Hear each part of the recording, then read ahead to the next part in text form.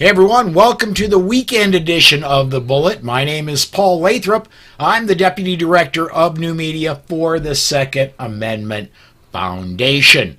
Joining me this weekend, Tom Walls is to my right, Firearms Academy Seattle, the senior trainer there, although I don't think he's a senior himself yet. He's a young, spry, 45-ish, but he's the senior trainer there at the Firearms Academy in Seattle. Down below me, pound for pound, the biggest gun bunny on the internet, Tony Simon of DiversityShoot.com. Love having Tony here. It's becoming his regular weekend gig. Tony, thanks for coming along, man. Yep, thanks for the pay raise and getting me on here. I was glad to make the cut. I know I beat out all the other guys, but I'm here for the cash. All right. And Coop, don't listen to him. Beside Tony is Coop Cooper. You know of him. He is the guy behind C&T Designs and Arms. If you are a regular viewer or even a regular listener, you know of him because I'm talking about his comments all the time. Or if you're a viewer, you see his comments all the time. They're enough on point, and the guy seems to know his stuff enough. I thought, let's bring him along for the ride this weekend. We'll get his opinion on several things without having to have him type furiously and get them in before I move on to something else. Also, he's got his own YouTube channel, and I'm going to go ahead and I'm going to grab that channel link, and I'm going to put it in both the Facebook and YouTube streams right now. In the comments down there. Oh, and by the way, if you are watching us live on the Polite Society Podcast, Facebook, or YouTube channels, you can comment on those, and we'll get those videos. We'll get your comments up, get them on the air. We'll all discuss them. If you are watching anywhere else, please comment. I do still get some of those through email, but if you've got to see them on the screen, you got to be over there. So let's go ahead, and I got to finish getting social media hooked up, something I should have done a little bit quicker, but I didn't. So there we go. Now we're up. All right. And so I want to say hey to Robert, who's checking in on YouTube. Hey to Mike White, also checking in on YouTube. And others will come as we get going here. Let's get started, guys. First story I've got up for the weekend bullet. And this is from midweek, but this burned my backside when I found it. And it burns my backside still. Connecticut is dismissing much more than it prosecutes in gun crimes. I put gun crimes in quotes because my guns have never been proven guilty of any crime. Slightly more than 65% of firearm-related charges in Connecticut's court system between 2013 and 2022 were either dismissed or nulled, according to a report by the Office of Legislative Research and Analysis by Connecticut Inside Investigator. Of the 24,078 firearms charges filed for 58 different offenses during that 9-year period, 13,126 were nulled, meaning the prosecutor declined to prosecute the charge, and another 2,632 were dismissed. While the numbers may appear shocking for a state that has focused much of its attention on the gun violence and enacting more gun laws, OLR says that in most instances, the charges were nulled or dismissed as part of a plea deal in which lesser charges are dropped in exchange for a guilty plea to more serious offenses. Guys, if you're already dropping charges on what you have, why the heck do you need more? Coop, you're the rookie. I'm going to go to you first. What do you think, man? Well, this is something that we're seeing nationally, and it's gotten worse in the past few years. But yeah, if you're going to get someone on the firearms charges, why are you dropping the firearms charges, then taking someone who is possibly a violent felon and getting them on lesser charges where they don't serve any time, and then you put them back out on the street? Yeah, I absolutely agree. Tom or Tony, you want to jump in? if they're using it to plead down as a bargaining chip on the one hand, but then they're saying we need to get these dangerous guns out of the wrong hands, they're not doing that. I don't understand it. Even factoring in, taking the gun charge and using that to plead down for something. It's contradictory. It's almost like they want there to be these problems so they have something to bitch about at the next election cycle. What am I missing? I love when rookies are confused. I love when rookies are confused.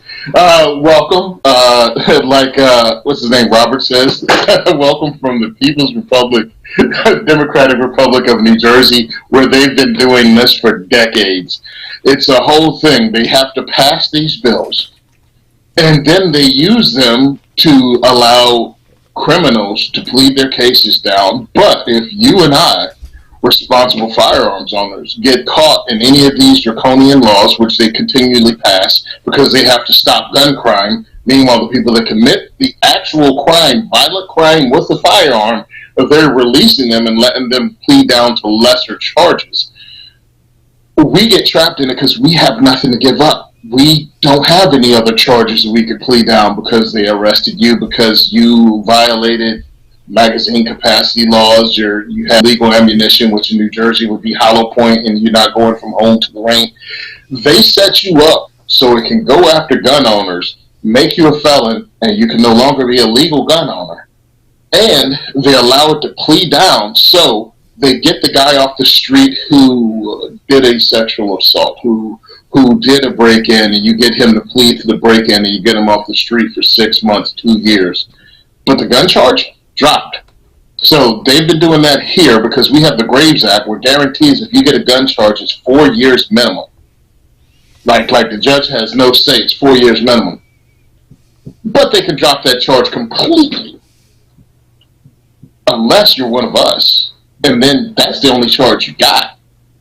And now you're a felon and you go into jail for 4 years, prison for 4 years.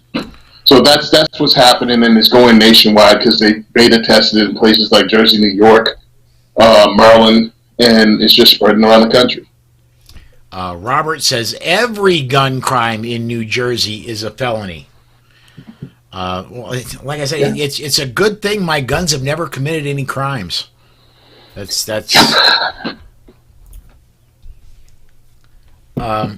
Let's go ahead and move on to our next one, guys. This one.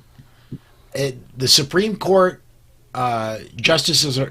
Doggone it! I gotta pop up there. As the Supreme Court justices are in a race to finish up their current term, they will meet behind closed doors on Thursday to consider whether they should add a blockbuster Second Amendment case to the docket for next term. I'm going to go ahead and this is a report off of CNN.com. I'm going to really briefly synopsize this. It hasn't been announced whether they're going to take it or not, but they're looking at a case where if you got a domestic, what am I trying to say? A restraining order that does not disqualify you from purchasing a firearm from an FFL. And CNN is pretty much freaking out about this. Everybody in free America is going, yes, so? See, in Jersey, they got the Lautenberg bill passed. Excuse me. Nationwide, the Lautenberg bill passed. Yeah. It's a piece of garbage senator named Lautenberg. Who was from New Jersey. Who was from New Jersey. They named a train station after him. I just really want to stop there to use the bathroom every time I drive by, just to pee on it. They said that if you ever pleaded guilty to domestic violence, regardless of when it happened, it used to be a misdemeanor, and it would be something that happened in a divorce case, where your wife says either, he punched me, but if he pays this amount in child support, we can drop those charges. And it was used as something like that, and that was fine. Well, he made it a felony that they could reach back and say, boom, you're a felon now, and people lost their gun rights from a divorce from 1969. So, with this is another one. You haven't been convicted of anything. You have a restraining order. You have not been proven to be guilty of a misdemeanor. nothing, and they want to be able to take your gun rights away. And it's like they don't ever paint it that way. They don't ever say, somebody could be lying. Or you might not be guilty of what they say you are. And again, you haven't been convicted. Well, and I'm gonna throw to you here, Tom. But before I do, I got to say I love that shirt. Although I'm sure fish around the world are angry with you right now. I was just feeling coy today. Nice. Wow. Nice. I've been saving that one up all afternoon. Here's the thing. We all know people that have had divorces. And by definition, most divorces are nasty anyway. Of course, there are lies told, by one side or both sides. I've got some family members going through one custody battle with an ex now. I mean, the divorce has been over for years, but the battle rages on. Lies. And here's the thing. If I was really going to go hurt somebody, do a DV, or, my wife finally had the smarts to divorce me, and I didn't have a gun and I was going to do it anyway, I could find a way to get one. We had a thing here just today, somebody in the state of Washington, 17-year-old kid, threatened to shoot people. Lo and behold, they went, searched his house, got a warrant, had a gun, illegal. But the people at CNN are those type of people that think that society is like a football game. Hardly anybody ever cheats, and if you make a rule, that's it. That can't happen. I don't know how they can suspend disbelief that way. But it's that entirely. If you make a rule, that's not a problem. Well, see, there are a couple things with this Rahimi case that we're looking at. One is someone being deprived of their rights when they aren't even convicted of something. In our court system, it's supposed to be you are considered innocent until they prove you guilty, before the state can deprive you of something. The other thing to think about here is people think, well, you're pulling for this guy who is, this domestic violence guy. Well, a lot of times in the courts, our rights aren't being put through the test by people who are good people. They're being put through the test by people who are actual criminals, but laws are written outside of constitutional restraints, and that's where you find that defense. Most of your defendants aren't going to be nice guys. So yes, we're looking at that. 100%. But this is also, okay, let's say you have a lady who has a boyfriend that is a scumbag, but she is a firearms instructor, just an armed self-defender that knows she's her own first responder. First thing he has to say is, she hits me. Yeah. Now her gun rights are gone, and now he can go beat tar out of her because that was her firearm was the thing stopping him. Yeah. Because his fear of being shot. So it's like, don't go ahead. Yeah. Most of the time in these bills, there are no teeth built in for someone who falsely accuses another person. It's always Never like a reasonable belief or something like that. There's no teeth in it. You're absolutely and right. They're used to pandering. CNN and other news outlets, they depend on other people's ignorance of the law. They depend on people's ignorance of how the world really works. A whole lot of people have this Pollyanna existence, which they don't understand how corrupt something is or can be until they or someone they know go through it. So if you haven't had someone go through a horrible breakup or be in an abusive relationship, you don't know how nasty someone else can use the very system that you somehow think is so civilized against someone who's innocent, so they can abuse or harass someone else. Generally, the people that get divorced will have their mutual friends or family, and that group will polarize either of the two people involved in the divorce. So it's real easy to recruit people to your side if you've got a good story. He hit me. Yep. And they come to people like us. Well, you can see behind me, I've got, antique firearms on display. I suspect most of us on this podcast and most of our listeners have more than a couple of boxes of ammo stashed around the house somewhere. When CNN gets that, you know what they call that? They call that an arsenal. Arsenal. It's right over there. It's just off camera. Yeah, well, it's right back behind you on that other side. But yeah, and you look at all these states where they pretty much have it set up to where if there's a domestic violence call, then somebody has to go to jail. Yes. And 98% of the time, it's going to be the guy. It could be your girlfriend trying to hit you and you push her. Well, that contact, there's your assault. And you're headed to jail. She gets a DV on you, and then you lose all of your rights. Susan, and for those of you who may not know, Susan is my beautiful wife, the smarter half of the combination of the two of us. Far better looking. Oh, yes, absolutely far better looking. She has I enjoy very much watching television with my wife, although occasionally when I'm on the air and I come out, she'll flip on Pluto TV, and the one channel she watches on Pluto TV, I cannot stand it because I get fired up that quick, is Cops. And the reason the reason I don't like that show, I could have never been a cop, because when somebody runs from the police and does something stupid, I'm like, choke him out, punch him in the throat, that'll take care of it.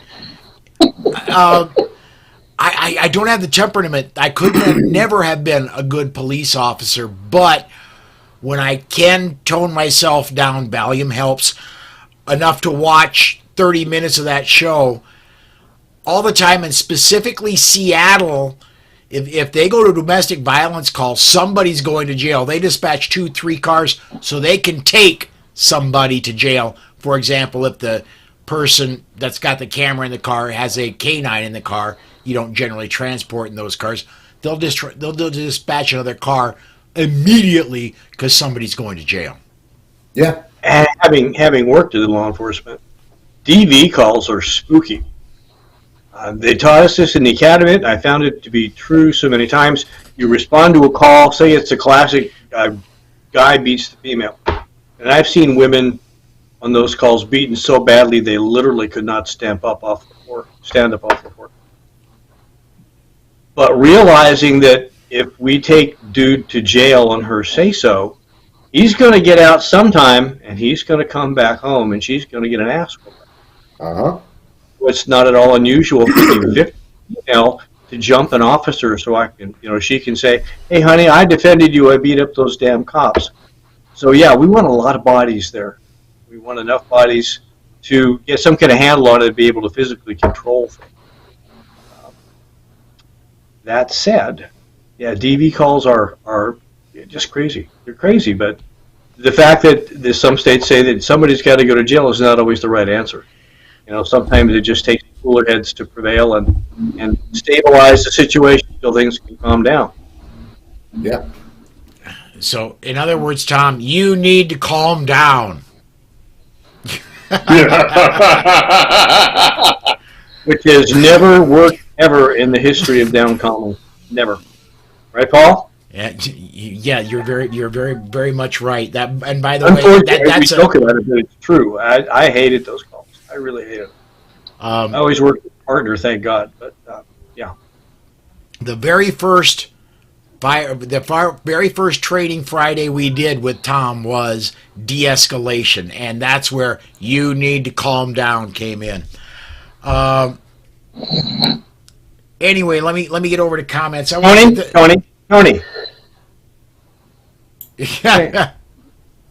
Yeah. Thank you. That always works for my wife. Yeah, followed somewhere by the word sandwich. Nice. It reminds me of a joke I heard on Facebook, or I read on Facebook a while back. If your wife is ever mad, just grab a towel, drape it over her shoulders, and say, now you're super mad. That'll help. Yeah, okay. Yeah. All right, let me get some comments in here. I think comments would be really good. The gun foodie, Patrick Collins, checking in. He says, I identify as a gun possessor named Hunter. That'll get you out of everything. I wish I could write off some of the things that he writes off on his taxes. Let me just say that and leave it there because this is a gun show. Let me get this one in from Robert. Robert says, he followed up with a comment that says shouldn't. That shouldn't be considered a Second Amendment issue. It's a due process issue. And you're absolutely correct there, Robert. Very much so. All right, let's get to everybody's favorite state of New Jersey. A federal court issued an order in favor of the state of New Jersey on Tuesday as the latest development in the legal battle over gun reform legislation. The order, a stay requested by the state last month, will make it so that enforcement of limits on where concealed weapons can be carried in New Jersey is not restricted. The motion filed by the state attorney general's office said that not allowing enforcement of the restrictions threatens public safety by allowing loaded guns in crowded theaters, bars, protests, and so 4th of July celebrations in parks, as well as zoos and libraries where children gather, just to name a few. That's off NorthJersey.com. Tony, you are our Jersey guy.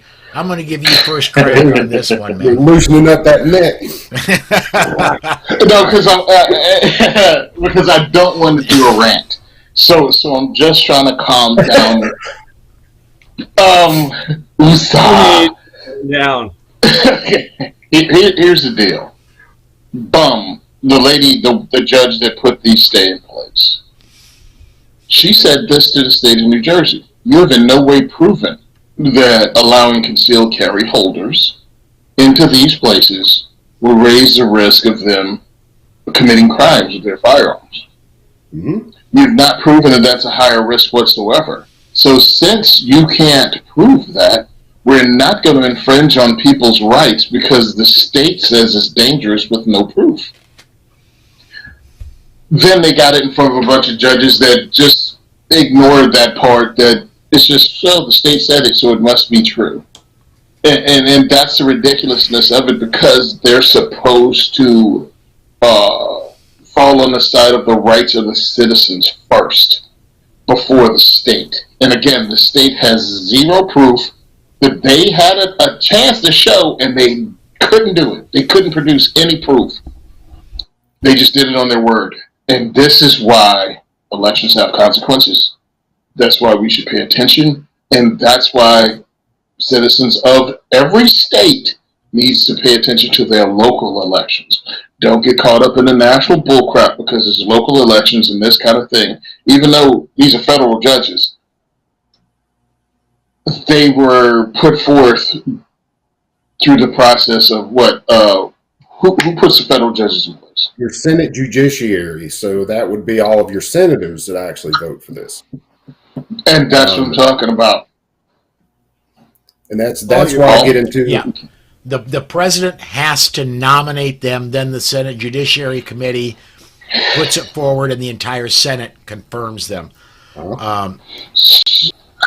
This has to be something we all have to work on every level, because the only way we can kill this bullcrap is through participation of the system that we put in place. We have to believe in it, and we have to use it. Well, Joe Biden's administration, when it comes to circuit and federal courts, has put on more judges, I think, in the first year and a half of his administration than any other president in recent history. And do you think any of those diversity hires are going to be friendly to Second Amendment rights? But this is where I also believe that this is a state issue, and that should have been handled in state courts and not even hit federal courts. And the state of New Jersey has no enumerated power to control arms at all. And maybe that's just a states' rights issue there. Well, states' rights end at shall not be infringed, if you ask me. Yes. What concerns me is that we'll get somebody with the correct notion that these judges that do this sort of thing are making the assumption, because of who they associate with and what they do, that anybody carrying a gun must therefore be using it for nefarious purposes, or that the evil demon that lives inside the gun will change the mentality of a good person to an evil, violent person by virtue of being a person. And then somebody's going to think, well, gee, we just need to educate the public, and we'll carry open. Yeah. And that is definitely going to work at cross purposes to what we want to do.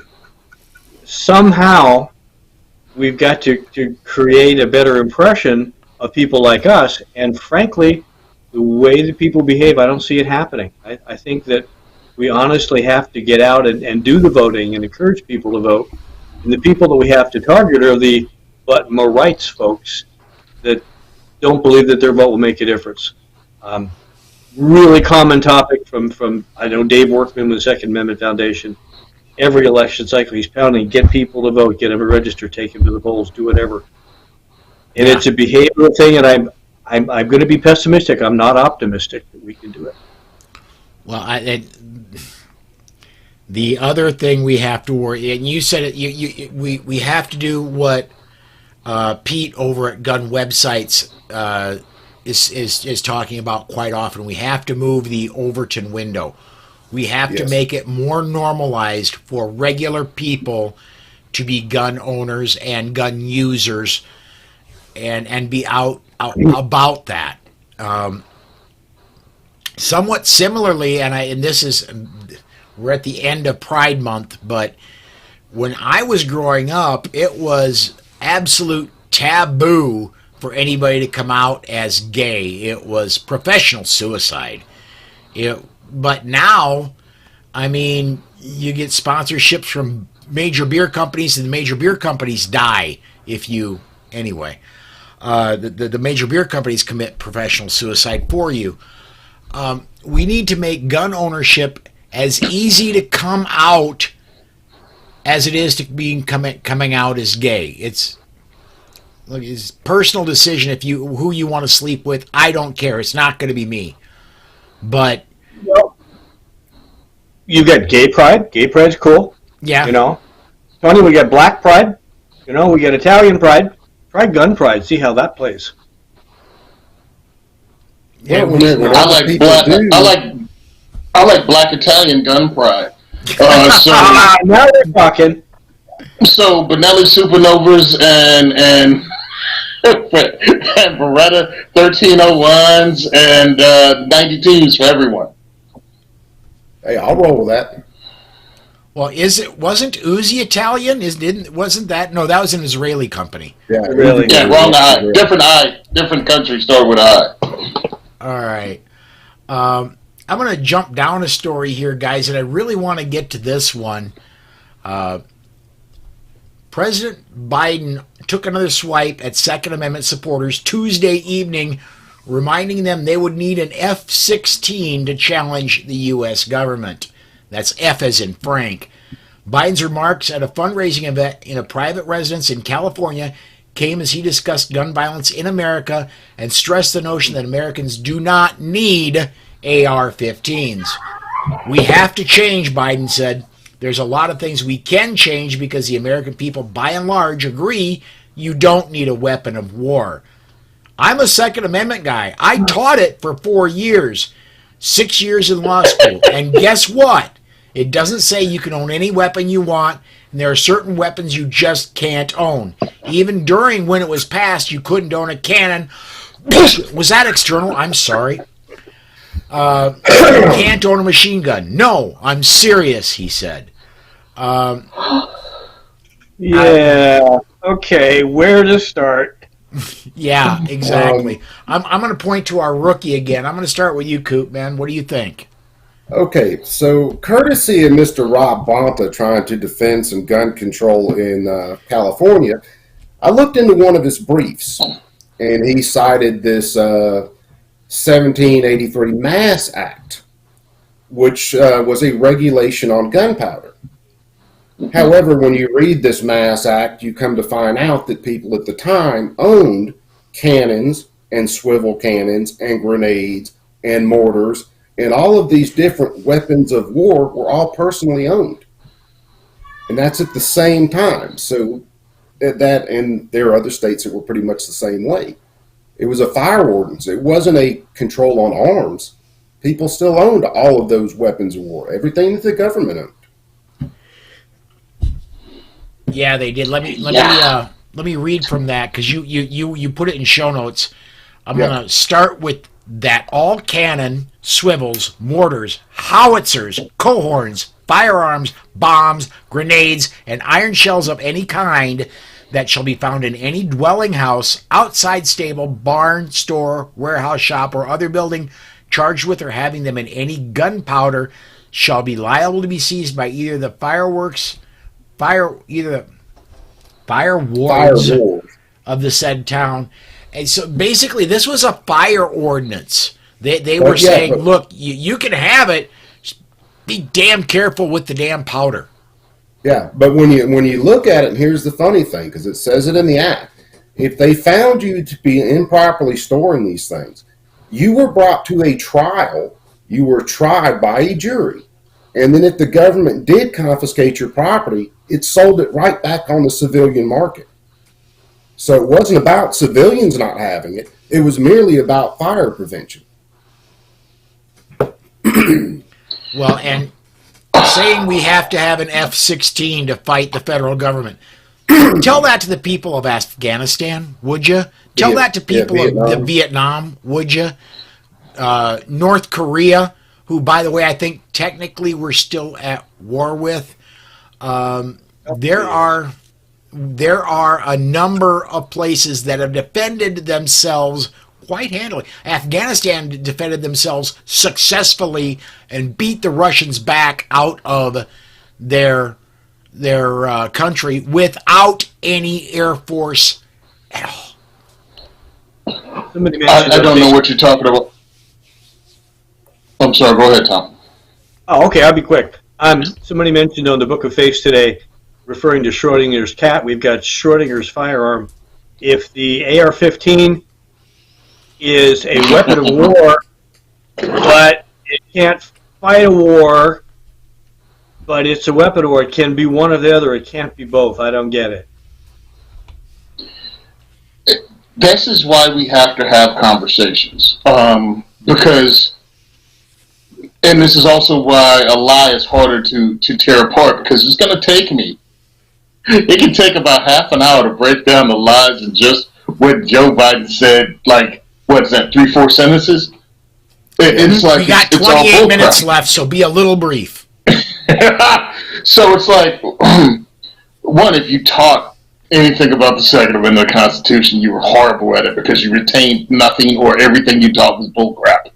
All right, so let's get that out there. Two, yes, civilians could own that entire list of things you just read off. The whole purpose was weapons of war for civilians to own. That was the entire purpose of the Second Amendment. It's not to defend your home against a break-in. It is actually to defend your nation against tyrannical government. The other thing about weapons of war, it is amazing to me that it's a weapon of war when I own it, but somehow it's for peacekeeping when a police officer owns the exact same thing or one with full auto capabilities. Absolutely. All right, so let's go ahead and get that out there. What is the other garbage thing he says? Yes, I remember the great air-to-air battles that took place in the airspace above Afghanistan, where the Taliban beat us down with their F-16s and chased us completely out of the country. Stop it. You have no idea what you're talking about, and again, we have to have these conversations with individuals that believe this garbage that comes out of his mouth. He's full of crap. It doesn't take that to beat the U.S. government, and the whole point of the Second Amendment was to defeat any government for the security of a free state. That's the part a lot of us, everyone, skips over. That's why it's there. And that's what we have to keep hearkening back on. And anytime understand the people that founded this country and fought a war for us to have America said, do not trust the government, don't give up your guns, politicians can't be trusted, it's up to the people to guarantee the freedom of the state. And now you listen to this guy who loses himself in the mirror, telling you what to do. Don't buy into it. Don't buy into it at all.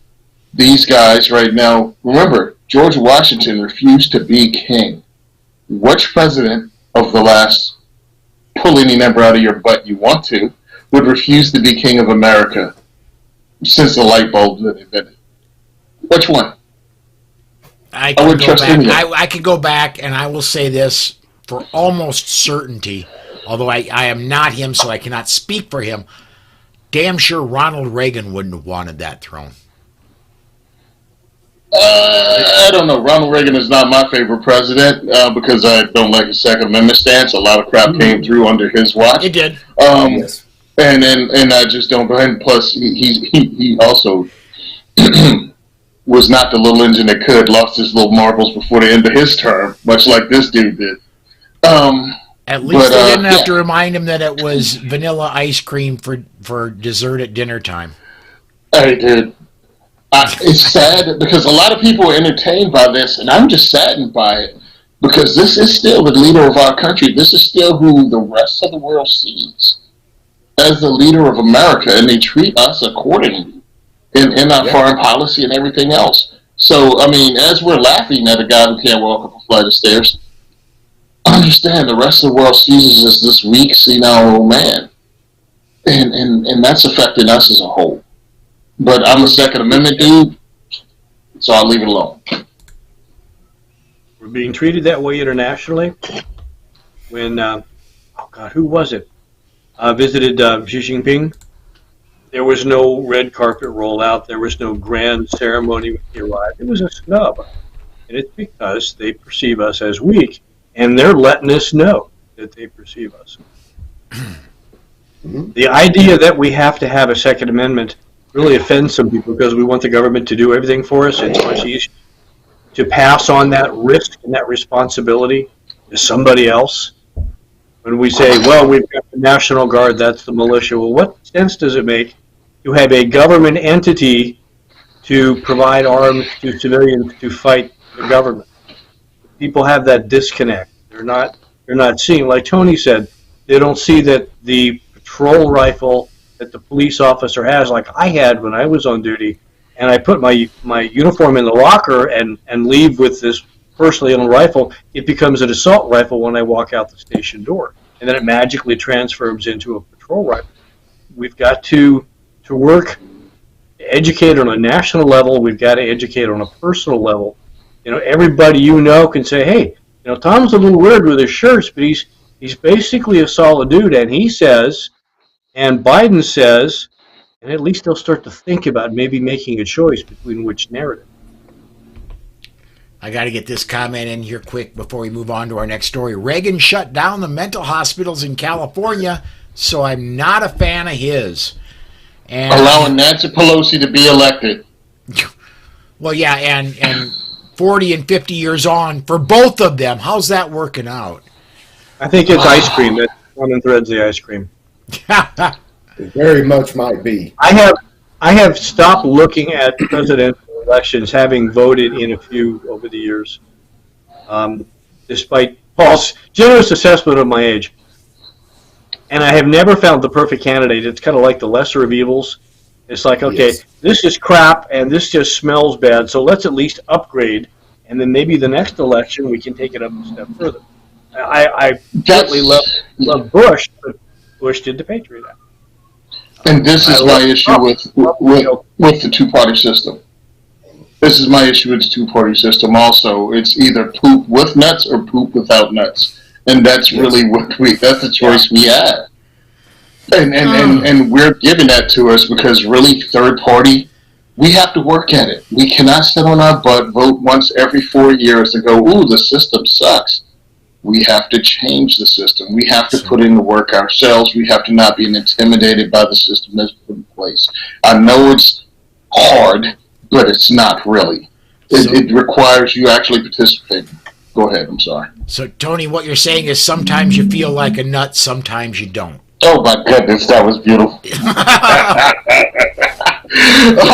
I mean, hey, Rebecca Schmoy is an example to us all of someone that's actually putting in work. And she made it happen in Kansas, and others can make it happen with Craig DeLuca. Deleuze.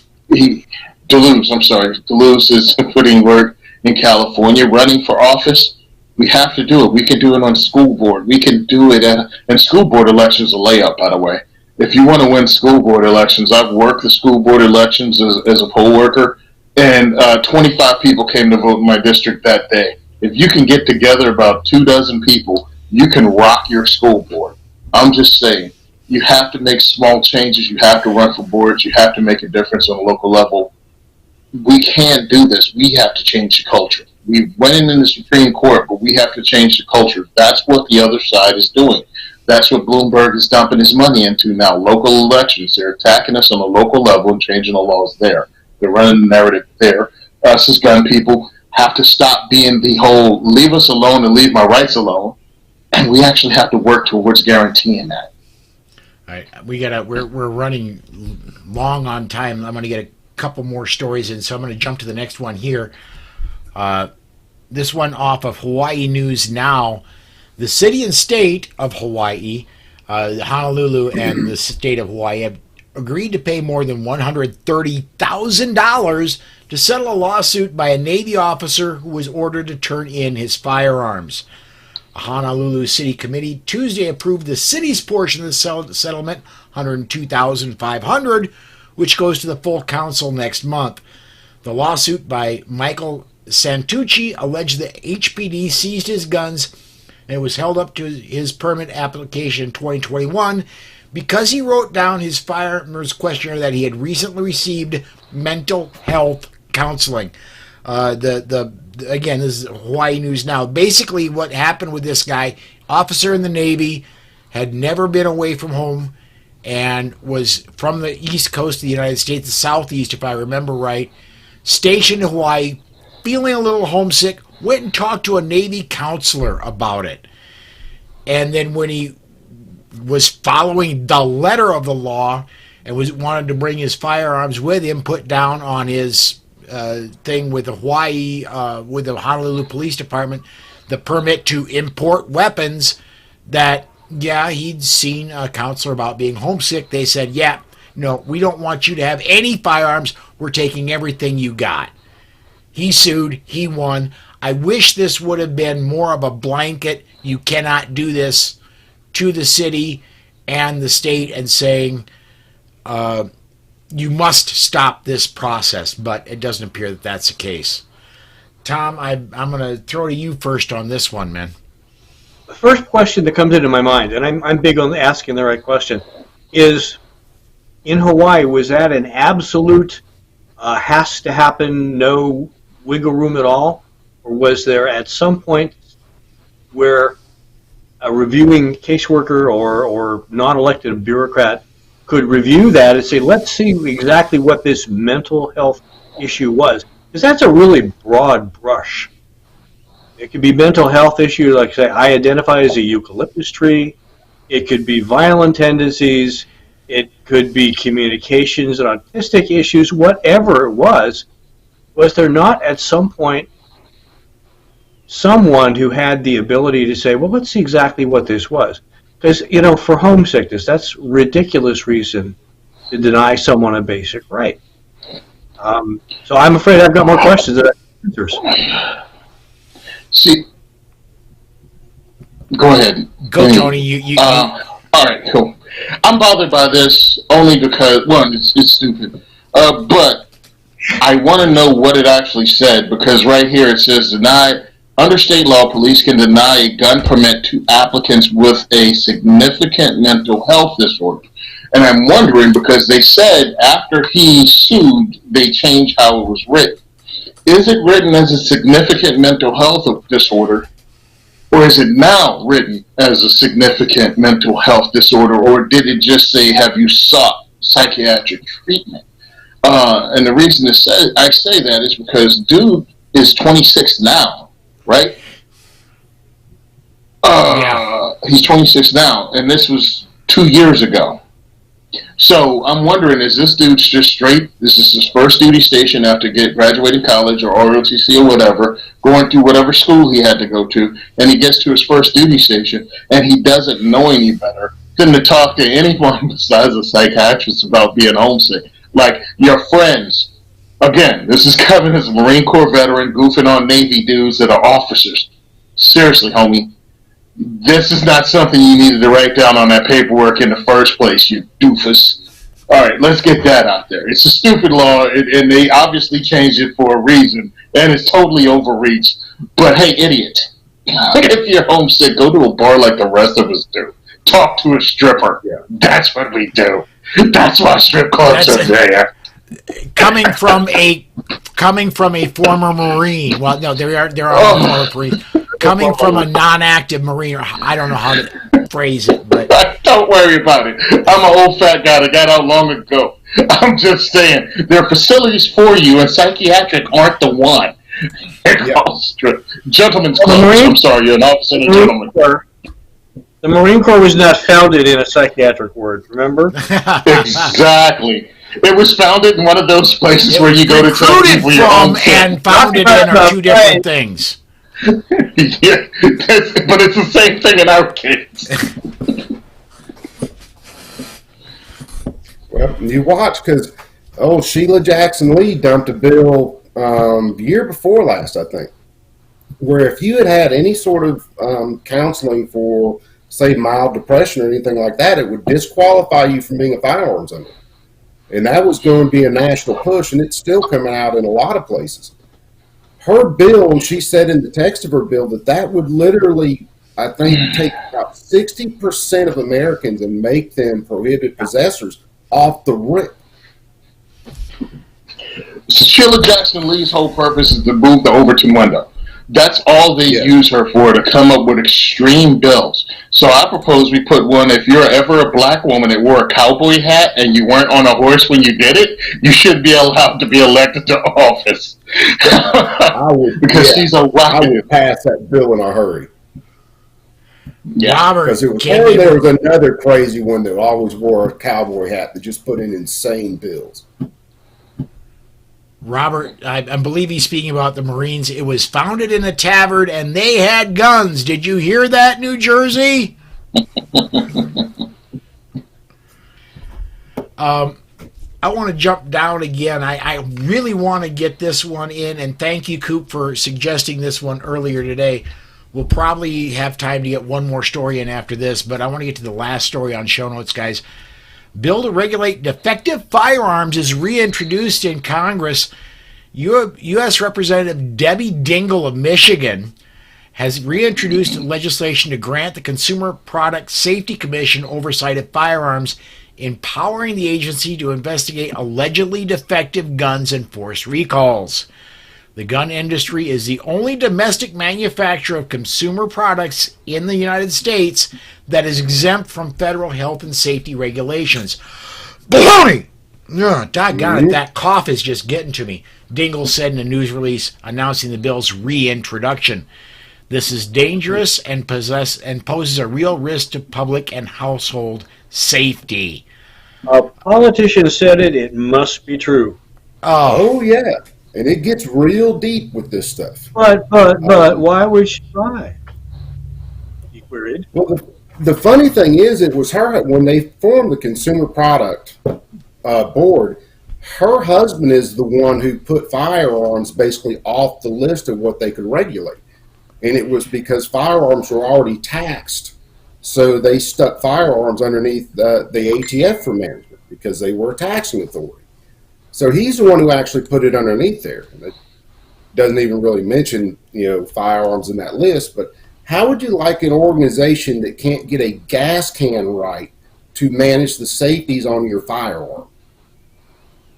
Let's also understand. Insane. Yes, and it's also put another obstacle up between the industry itself and the customer. Yeah. What is the slowdown going to be on this one? How many examples of the firearm will they need? What are going to be the tests? They're going to put it in a paint shaker and shake it until it goes off? Yeah. Well, they'd get trigger weight set. They'd get, rate of fires. Well, they had to be regulated or something. Just all kinds of 2 more safeties on every gun. I mean, they could basically take the firearms industry and break their back in no time with that.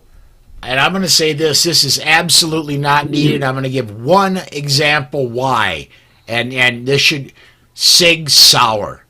There was about 3 or 4 years ago, SIG released a firearm, and there was a very viral video that went out everywhere, YouTube, Facebook, everywhere that at that time you could get videos. This video was there, and near the top of your feed, a guy took a baseball bat to the SIG, and it fired. With us testing firearms the way we do, this is not needed because SIG took a hit in sales for a short time till they got it fixed, and then guess what? Their sales bounced back up. This is not needed. We test these firearms far more rigorously than any government would ever do. Oh, absolutely. Also, the SIG P320, because this is what supposedly is the cause of this, which is bullcrap because this lady's been putting this bill up for 4 years, so it is not. That was before the P320 came out. Yeah. They have been some 70 people have sued the company, and they've resulted in 5 settlements out of 70 people. And most of these, according to what I just read in the article that's attached to this, most are police officers. And they keep losing. They lose over half the time because they're not doing what they said. They're saying these guns are going off, but it's not happening in the civilian world, it's happening in law enforcement. One, many of them haven't sent the gun back because we know the reason. It'll take too long to explain. But they haven't sent the gun back for the upgrade. That's number one. Number two, many of them are lying. Many police officers are not the firearms expert that somehow people believe they are, and they're very unsafe with their handguns, including one of them in here that said her gun was in her purse and it went off and it was in a holster. No, your gun might have been in a holster, but it wasn't on one that was fitted because something pulled the trigger while it was in your purse. So when you listen to these things and they're trying to make it sound like an epidemic, understand they said 70 or 80 injuries, at least 80 injuries. SIG has sold over 500,000 P320s, over 500,000. You want to go into any other product, you could sell that many and only have 80 injuries from it. That's as Absolutely dangerous as a firearm is, or have the potential danger of a firearm. No. Bicycles have more injuries than 500,000 than the SIG P320. So no, this is using something that's in the news, and again, people don't know, so they look at police as some kind of firearms expert. I'm here to tell you they're not. On a whole, they are not experts with a firearm. So yeah, no, it's not more dangerous than anything, and SIG policed itself. Well, that's what happened. You don't have the government in between you and that company when it's set like this. So you can bring suit against that company. And it doesn't even have to be like a class action lawsuit, but you can bring suit against that company. And if you come with the evidence, you'll win that suit. If you put the government in that mix, guess what? The government finds that company, and then the people who would actually be harmed by it don't even see any compensation. Nope. Paul, your mute's on. My mute's on. Every once in a while, I pop my. This time I was opening a can of Rockstar, and I didn't want that to go over the microphone. Anyway, this I'll say good about SIG. They did not put an Xbox controller as the firing organization for their whatever for their firearms. So yeah, there we go. Yeah, that was almost bad, dude. That was almost bad. Sorry, I should have been watching, Tony. I admit I did that while you were starting to take a drink.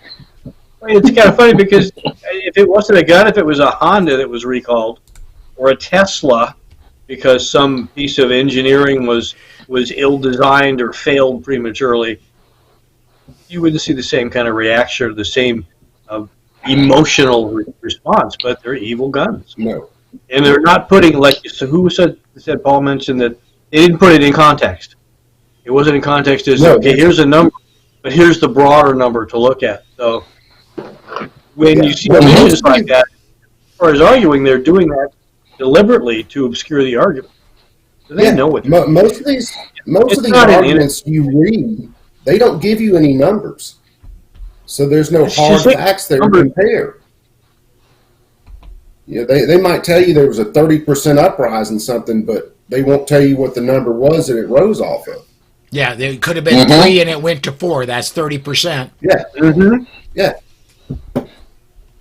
They know what they're doing. Yeah, well, they do. Get a couple comments in here.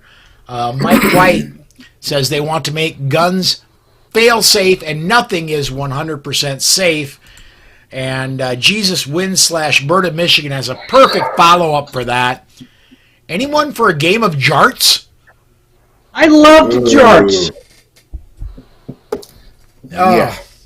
Am I the only one old enough on this panel to remember having played jarts? I did. Don't. I was Jarts, bro. I was yard about darts. knee high to That's a what it's called. grasshopper, but Yeah, lawn darts. Coop's got it. Oh, Yeah, long that's that's what we talking about. Start. And you Yeah, throw who it the hell down calls the them lawn. charts? Now, there's trust me. another product called a jart, but you guys don't want to talk about that one because that's just... Okay. It's kinda hard No. George I just Carlin, never heard George of called Carlin, charts. guys. I've never heard of jarts, but yeah, I know lawn darts. Remember, man, I'm still the age of the kids that play with clip-clats too. Our toys could kill us as a kid. So yeah, That's fine. Yeah, we're fine. Yeah. we used to when I was a young lad, and we got to start shutting the show down here in a second, guys. Fair warning. When I was a young lad, we used to tie baseball cards, or not tie. We would secure baseball cards to the forks of our bicycles, so they made a rattling noise as we went, and then we would build Dukes of Hazzard ramps and jump our bicycles while we were not wearing helmets. And sometimes we made it, most times we didn't. So Yeah, pulling Bike wheelies. helmets were something that. Bike helmets were what was worn by professional racers, and we never did that. If you wore a bike helmet, you got made fun of. and It's up in the more back worried of the- about messing up your pants at that point. Hey, let's go ahead and start, guys. We need to start the process of shutting the show down. So I'm going to come over here. I'm going to go into the chat comments in both Facebook and YouTube. I'm going to pop this in there, which is the link for Coop's YouTube channel. And Coop, tell us about your channel and anything else you want to plug today, man. All right, my channel, CMT Designs and Arms. Hopefully be starting a company underneath that name shortly, doing gunsmithing and stuff like that. But I started my channel, see all these plasma cuts behind me, basically going over laws and proposed gun laws and just following Congress and hearings and introducing people to this stuff to show them the pure insanity that goes on when they're constantly just sitting here stripping your rights away. So that's where my channel starts. Now we go crazy on my channel. It can get unpolite. It can be rough. It's a little more akin to Tony's rant sometimes, but we do get a little entertainment. All right. that was one rant. That was one rant. It's a good rant. It was one. It was a very good rant, though. If it wasn't, there are buttons I can hit over here with my right hand, and all of a sudden, a rant from Coop turns into, oops, that's going to be a rant from Tom. So, Tony, Diversity Shoot, and anything else you want to promote, including, the 2024 Diversity Shoot in Detroit? Yes. All right. So diversityshoot.com is where you can go to see the work we do.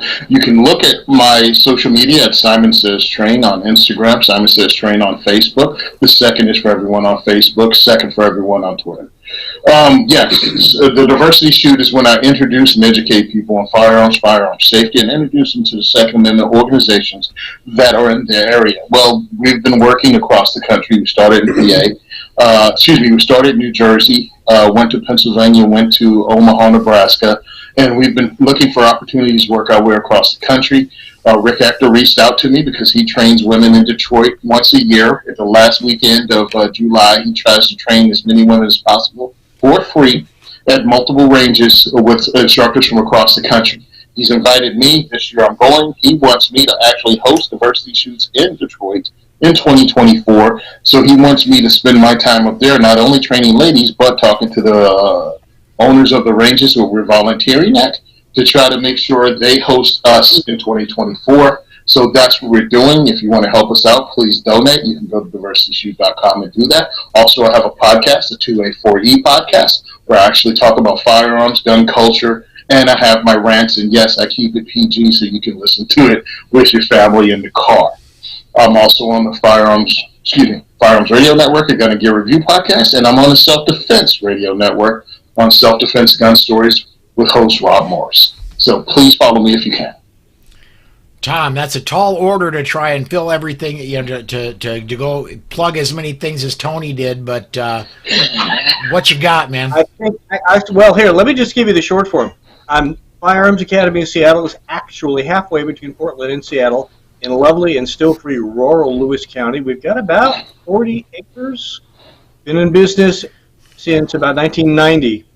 And on that privately owned range, we have about a dozen ranges, everything from little 5 and 7 yard introductory classes to large pistol ranges with moving targets, a low light room, a live fire search house, rifle ranges out to over 600 yards. Check out the website for guest instructors. I'll give you a quick teaser list. Massad Ayoub's coming out for Mag 40 in about a month. We have, in no particular order, Steve Fisher, Jared Rustin, Craig Douglas is coming out. Dark Angel Medical, if you want to do a non-shooting class, will be out this fall. We have our own classes as a stock thing, and we have the ability to bring in guest instructors, so there's a lot of variety of training available in one spot in the Pacific Northwest. So again, www.firearmsacademy.com, see my smiling face, and a whole bunch of other smiling faces. I will say this, the most I learned in the shortest period of time was when I went up 1 week to the Firearms Academy Seattle, and we did an active shooter interdiction course. And one of those coming up.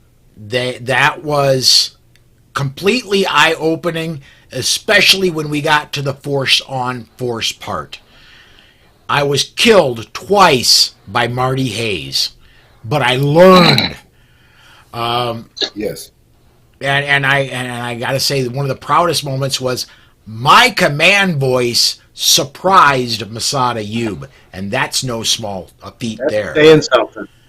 Because if you don't know, Massad Ayoub has a really high pitched, squeaky voice. And yeah. Okay. God, I gotta get rid of that cough. Guys, we got to shut this one down. We're over an hour already. Everybody who's watched and commented, thank you. Everybody on podcast, for you listeners, thank you. Please do consider joining us some Saturday evening, 7 p.m. Central Time. Until next time, that's it for us today, guys.